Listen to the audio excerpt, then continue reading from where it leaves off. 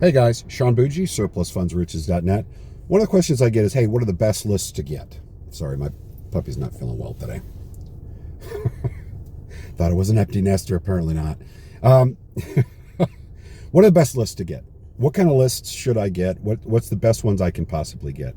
Well, there's about 4 different ways to get lists, and I'm going to rank them for you.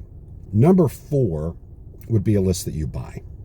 And I'm ranking that last because you don't know how they've come up with that list. Is that list based on actual surplus funds held by the county, or is it an estimate list? Okay.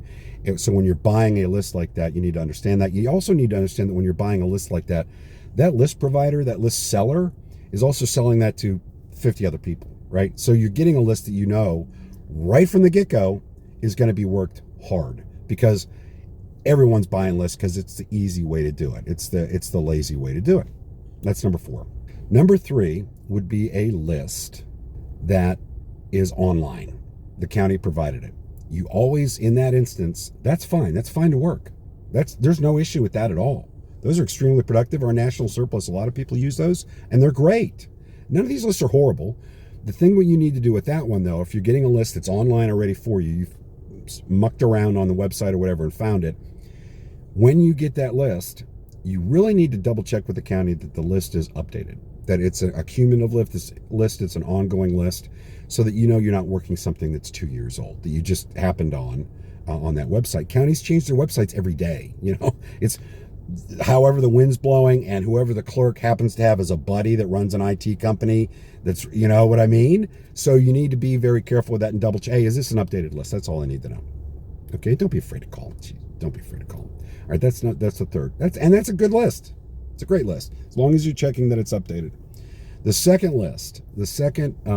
best list to get, and this is a really strong list, is a requested list where you have to, there is no online list, mortgage or tax, whatever. There is no online list, and you have to request it. Of course, we teach you how to do all this stuff in our ebook, guys, but you've got to request it, either email or call. I'd recommend you call, and yes, you're going to be transferred to 20 different departments, but so what?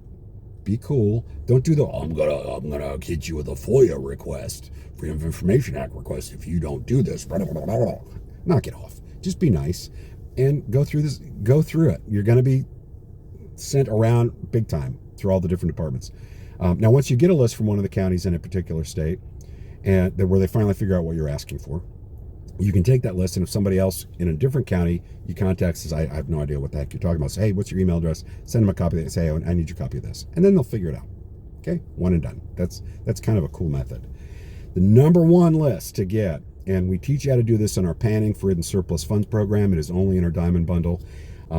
These types of overages by every single metric have been the best ones for us to go after, conversion rate wise, average surplus, all that is in about 22 states. What they do is they allow the foreclosing attorney for the mortgage company, the trustee for the bank, they allow them to actually foreclose and to distribute or disperse the surplus funds later. So as a result, there's a couple things. They're not going to publish a list for you, and they're not going to give you a list. They're just not, because it's too much liability, and why would they? So that comes down to being able to create your own list by estimating it, which means you have to know the opening bid and the final sales price, and some other things, like if the opening bid's an even number. Anyway, all this is covered in our Panning for Hidden Surplus Funds program. But you really need to know how to do that. Okay, you really need the ins and outs to make sure you got the right amount in there, and that you have a good, strong estimate, and you're thinking about things like how long did the foreclosure take, because now there's going to be attorney fee, all that, okay? But it's the strongest list because other people aren't creating it, or the people that are creating it, there's a few VAs that create these mortgage overage lists. If you see a mortgage overage list online from Texas or a couple other states, they have estimated that, and they don't know what they're doing. The VAs are selling those now. Don't do that. You've got to know what you're doing with that. But the average is extremely high in that, and there's less people working it. The conversion rate as a result is much higher. So that's the number 1 list you can get. Our panning system teaches you. Our other ones don't, just because it's a whole different way of going about it. And it does take some time. Sometimes you don't have the opening bid when you see the final sales price. So you've got to kind of follow that through the process. So it can take some time to build a list up on that. But man, does that pay off. So let's recap. Number 1, list of mortgage overages in those states where you cannot get a list. Creating your own list. We teach you how to do that with Panning system in the Diamond Bundle. Number two, a requested list where you have to actually request to get it because other people are weak. They're not going to call. Oh my God, I'm going to get arrested because I called and asked the court a question. I seriously, it's the kind of stuff people do. They're afraid to call people. Come on now. I mean, you're in the business where you're going to have to call people. Get over it. Call these people, right? Email these people. Get in touch with them, and be nice when you do. So requested list. The third one is a list published online by the county or city, municipality, whatever, borough, parish, whatever it happens to be. Get a hold of that list online. That's a good one too. The fourth one would be a bought list. And we're starting to get more and more concerned about lists that are being sold because a lot of them they're estimating stuff now and they don't have the tools or the knowledge to do that correctly. I hope this has helped you out, guys. Hope you have a great day.